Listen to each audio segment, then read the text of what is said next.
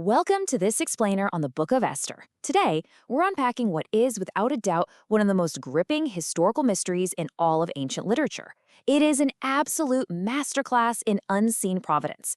We're going to see exactly how a highly vulnerable group of people managed to survive truly impossible odds. Okay, let's dive right into this ultimate biblical paradox. Think about it. When you read the book of Esther, there are absolutely no miracles parting the seas, right? No fiery prophets declaring the word of the Lord. And incredibly, the name of God is completely absent from the text. Nothing. Not God, not Lord, not Almighty. So how on earth did a story without a single explicit mention of the divine become such a foundational piece of scripture? Well, the answer actually starts with the name of our protagonist herself. According to Hebrew scholars, the Persian name Esther is derived from a root word meaning to hide or something hidden. And honestly, that gives us the absolute perfect thematic backbone for uncovering this mystery. Think about the setup here. Our lead character is a Jewish orphan hiding her true identity in a pagan royal court, all happening inside a book where the author is literally hiding his own name. Section 1. Setting the Persian stage. To really wrap our heads around the immense stakes for Esther, we first have to grasp the sheer scale of the Persian Empire under King Xerxes. We are talking about a massive territory extending all the way from India in the east down to Ethiopia in the southwest. That's a staggering 127 provinces. Now, the Jewish diaspora at this time was a highly vulnerable minority, scattered all across this giant empire. Since many hadn't returned to Judah after their earlier exile, they were completely subject to the whims of local and imperial politics. They had absolutely zero political power of their own. Take a look at this timeline mapping out a really pivotal decade. We've got these seemingly unrelated historical events in the Persian capital of Susa that perfectly set the stage for a massive existential crisis. In 483 BC, Queen Vashti defies the king and gets deposed. 4 years later, 479 BC, Esther is crowned the new queen. And then, just a few years after that, in 474 BC, this official named Haman launches a deadly plot. Now, these dates might seem completely random at first glance, but as we're going to see, the timing here is flawlessly choreographed. Section 2. The plot and the choice. So the tension really ignites when an official named Haman the Agagite rises to power. Driven by this deep-seated hatred, he actually plots to exterminate all the Jewish people across this vast empire. And relying entirely on Persian superstitions of fate and chance, Haman casts lots, which, by the way, in their language was called pur, to figure out the exact most propitious date for this total annihilation. The lot falls on the 13th of Adar. It's such a chilling detail, isn't it? Haman is literally letting a roll of the dice dictate the genocide of an entire nation, fully believing that blind fate is completely on his side. Now, in the face of this horrifying decree, Esther's cousin and guardian, Mordecai, issues a deeply profound challenge. He urges her to use her hidden identity to stop the slaughter. He suggests that her elevation to royalty in a pagan empire is absolutely no accident. This right here is the providential vocation principle of the text. It's this powerful idea that people are placed in strategic positions, not just for their own comfort, but for a much, much higher purpose. You have to remember that approaching the Persian king unsummoned carried an automatic death penalty. So Esther is facing an incredible choice. In what has to be one of Scripture's most stirring moments of courage, she fasts for 3 days, she counts the cost, and she resolves to risk her own life to save her people. She famously declares, "If I perish, I perish." This isn't just rash, impulsive behavior. This is deliberate, immense courage in the face of near certain death. Section 3. The Great Reversal.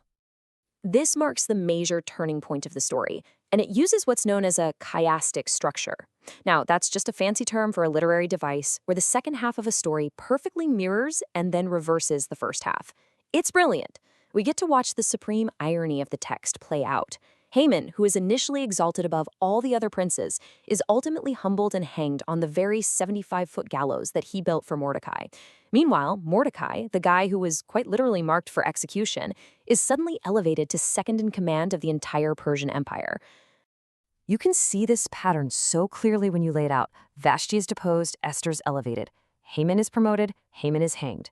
Mordecai is condemned, Mordecai is exalted. The enemies prepare to destroy the Jews are given a counter-decree to defend themselves and completely prevail. Throw-up might look like mere coincidences, like a king having a random bout of insomnia that leads him to read the royal chronicles at the exact moment Haman is plotting. The humble are exalted in this flawlessly designed pattern of reversal. Section 4. Hidden Codes Revealed. Okay, this is perhaps the most fascinating mystery of the entire text. It's how the anonymous author literally encoded the unmentioned name of God straight into the original Hebrew. Just look closely at this acrostic from Esther chapter 5, verse 4, right when Esther first invites the king and Haman to a banquet. The divine name of God, YHW, Yahweh, is spelled forward in the initial letters of 4 successive words. And because it's spelled forward in the initial letters, scholars point out that this is a subtle signal that God is actively initiating Esther's action. It's like a secret signature. Now check out this next occurrence from Esther 5:13. When the villain Haman is busy gloating to his family about how successful he is, the divine name is spelled backward in the final letters of the phrase.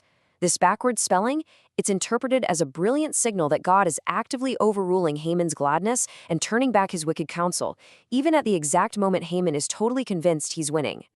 And finally, over in chapter 7, verse 7, as Haman's doom finally arrives and the king rises in his wrath, Yad-Heh is spelled forward again, but this time in the final letters of the phrase.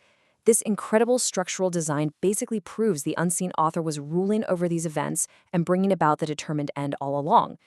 The name of God might not be spoken aloud once in the entire story, but his signature is undeniably woven directly into the syntax. How cool is that? Section 5. The Legacy of Purim. This massive, dramatic deliverance and the ultimate reversal of the Jewish people's fate actually gave birth to a cultural legacy that has survived for over 2 millennia. The book concludes with the formal establishment of Purim. It's a deeply joyful festival celebrating this incredible deliverance.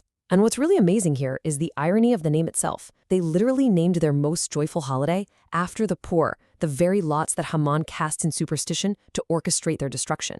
They took a month of profound sorrow and turned it into a holiday of sheer gladness, which firmly roots the book's incredible events in historical reality. Even today, Purim is still celebrated annually on the 14th and 15th of the Hebrew month of Adar. The traditions are awesome. They include reading the entire scroll of Esther aloud, lots of feasting, and giving gifts to the poor. Its continuous, unbroken observance for over 2,400 years is just a huge, powerful testament to the real historical survival of a vulnerable people who were up against truly impossible odds. Ultimately, the Book of Esther leaves us with this super profound takeaway. Just because the author is hidden absolutely doesn't mean the story isn't being brilliantly directed. Coincidence is so often just God working undercover. So, when the world around you seems completely silent and fate feels entirely random, I want to leave you with this final question to think about. Where is the unseen hand moving the pieces in your own life? Thank you so much for joining me for this explainer, and hey, keep looking for those hidden designs in the world around you.